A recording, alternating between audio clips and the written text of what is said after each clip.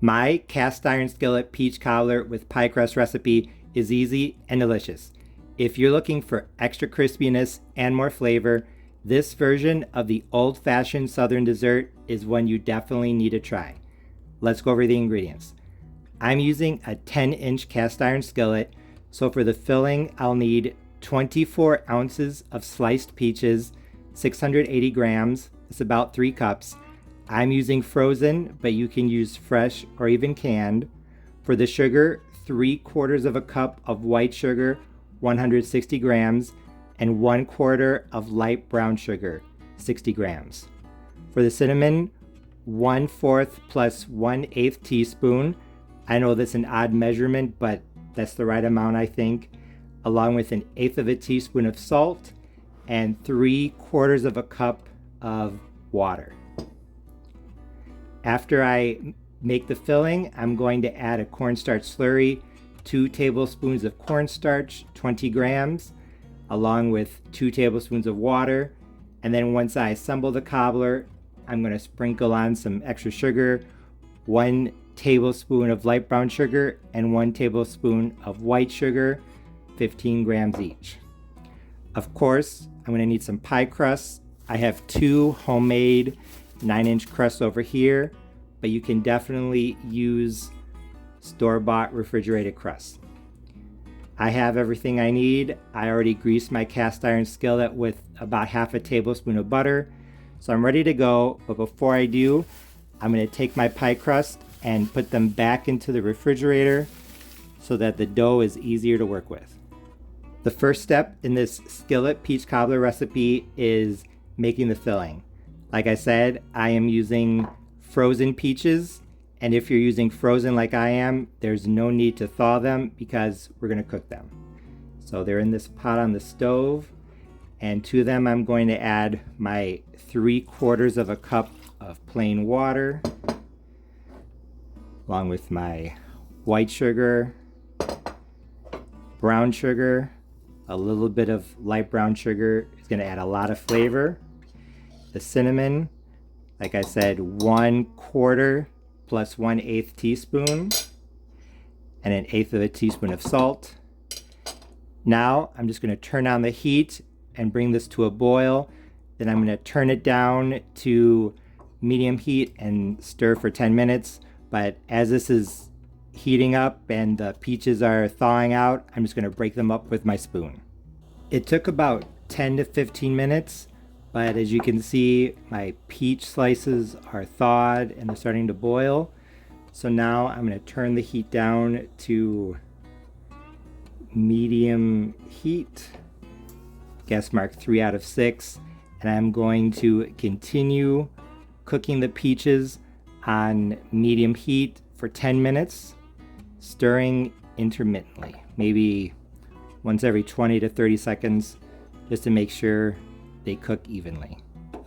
My peaches have been cooking for about 5 minutes, and as you can see, they're really starting to foam up now. So I'm going to turn them down from medium to medium low. Guess mark 2 out of 6 instead of 3. That should probably do it. Depending on how hot your stove is, you might need to put them on low heat instead of medium. Just keep an eye on them. Do not walk away from this, or else you might have a mess to clean up. It's been just under 10 minutes.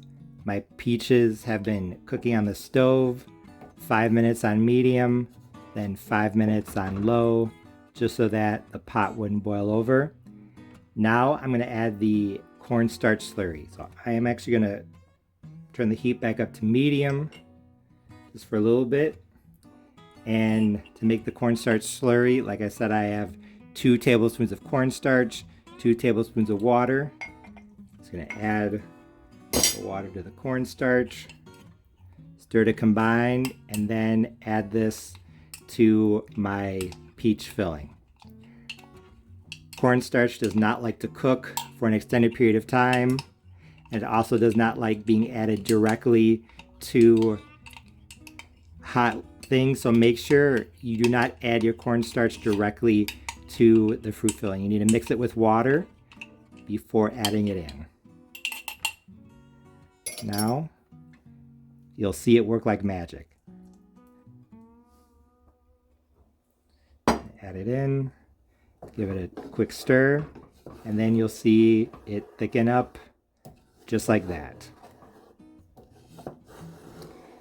As you can see, it only took a couple seconds, and now that juice, that syrup, is nice and thick.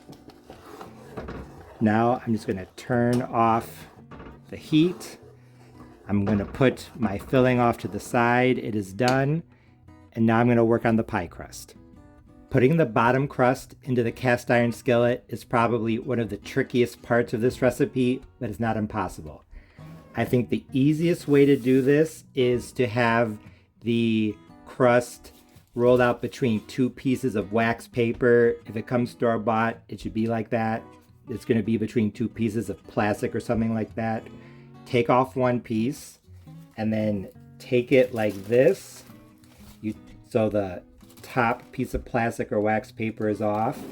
I'm literally just going to flip it over like that into the cast iron skillet. That is probably the easiest way to do it. Now I'm just going to take my little knife. I'm going to cut as needed around the edge. I actually rolled mine out a little bit bigger and not perfectly circular. That's okay though. So just wherever you see a gap, the crust that you cut off, just put it there. It will be perfectly fine. If you buy a store-bought crust, it's probably gonna still need to be fitted as well. But that's okay, just this extra crust, just cut it off. And just put it where it's needed. Not a big deal. And now that the bottom crust is successfully in the cast iron skillet, I'm preheating my oven to 350 degrees Fahrenheit. I'm going to par bake it. So what that means is I'm going to partially bake it so that it stays crispy or doesn't get soggy when I pour in the filling. I don't want it to raise up with the air pockets. So you could put in some beans or something in parchment paper or foil, but what I normally do is I just take a fork and I prick it like that, maybe 6-7 times, something like that. That'll help keep those air bubbles from forming and making your crust come up. So once my oven hits 350, I'll put this in uncovered for 5 minutes, and then I'll get to finishing up the cobbler. My bottom crust is done par baking, so now I can go ahead and add in the filling.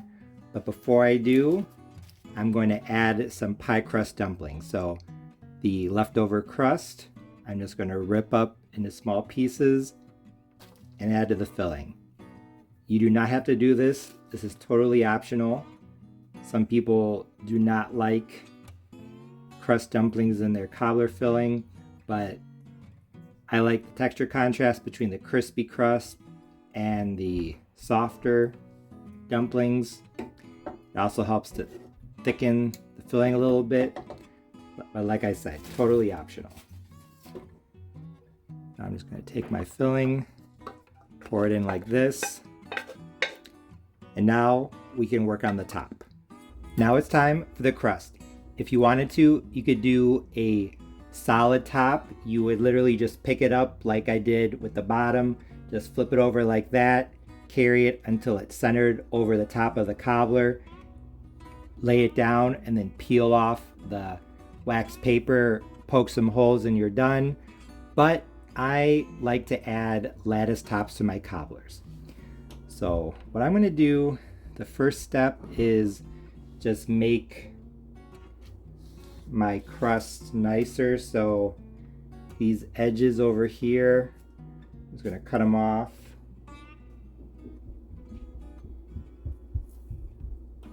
so that when I cut out my strips, they're nice and straight. This crust along the side, usually I use that for the dumplings. I know I already added a little bit, so I'm gonna add a little bit more. I'm not gonna add a ton of dumplings to this cobbler. Like I said, totally optional. I would not add more than the crust that you cut off around the edge, because if you add too many dumplings, it can make the filling kind of floury. So I know some people like to get creative with the lattice top, braid it. I think the cobbler's too juicy for that, so all I'm gonna do is I'm just gonna literally cut some strips like this. They're maybe 3/4 of an inch wide. I'm gonna pull them up like this, flip them around, and then just lay them on top. Take this, get up.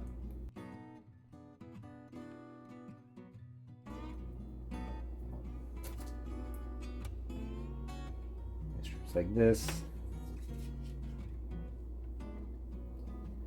Normally I make cobblers in 8x8 dishes, not circular cobblers. So some of my strips I'm gonna have to cut to fit. That's okay. Then just the other way, I'm literally just gonna cut some strips and lay them on top.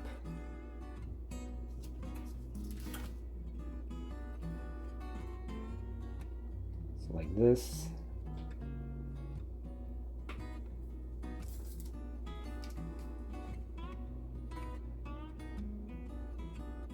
Now for the finishing touch. Like I said earlier in the video, I like to take 1 tablespoon of white sugar and 1 tablespoon of light brown sugar and just sprinkle it over the top. This is optional as well, but besides adding a little bit more sweetness, it adds a nice crunch that I think adds to the cobbler.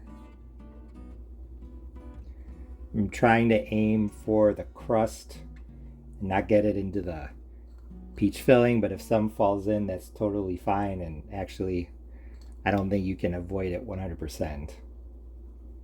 Like I said, I'm aiming for the crust because this sugar, as it bakes, it's going to get slightly caramelized. It's going to add some nice texture contrast. Now I'm going to put my cast iron skillet peach cobbler into my 350-degree oven uncovered. I'll let you know for how long. I just pulled my cast iron skillet peach cobbler with pie crust out of the oven. It was in at 350 degrees Fahrenheit, uncovered, for 45 minutes. 4-5. As you can see, it's starting to bubble. A little bit of the juice bubbled out onto the floor of the oven. So I would recommend putting a pizza pan or cookie sheet or something underneath the cast iron skillet. If not, directly like placing it on top, maybe putting the skillet on the top rack in the oven and then putting something on the rack underneath. That might help, but honestly, it really didn't boil over that much, just a little bit. I can't wait until it cools down, and I'll give it a try. This was my first time ever making a cobbler in a cast iron skillet, but as you can see, it turned out great.